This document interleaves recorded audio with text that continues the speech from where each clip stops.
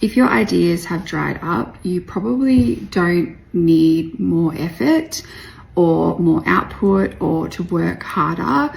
You're probably needing more space, and that is because your creative blocks are not usually about a lack of inspiration or a lack of ideas. They're often about a lack of capacity to actually have the ideas, to create the ideas, for the ideas to even land in your brain and in your space. And I've been on my seasonal break this week, and that's where this has all kind of come from. And my plan was basically to do nothing business related. It is just, my seasonal breaks are just a space for me to connect back in with myself, kind of like my CEO days, which I recorded a video on, I think it was like last week or maybe a week ago. I can't remember, scroll back. And it was just, I wanted to rest, regulate, like get back into my Kundalini yoga practice, maybe read, tidy the house, clean up my space, and just live and be a little bit more.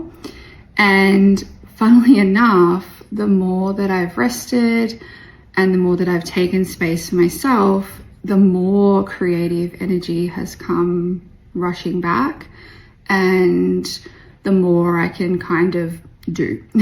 And the kind of discovery moment for me, or when this really landed, was yesterday.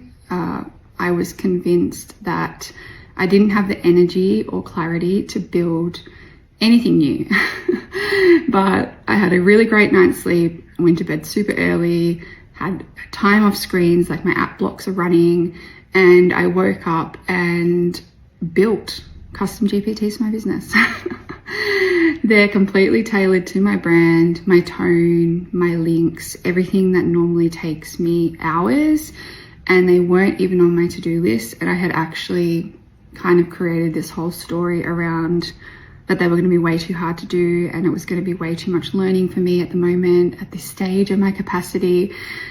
And all these stories about how I couldn't do the thing, when really it's been so simple to set up, and it's going to save me so much time and so much energy in the long run.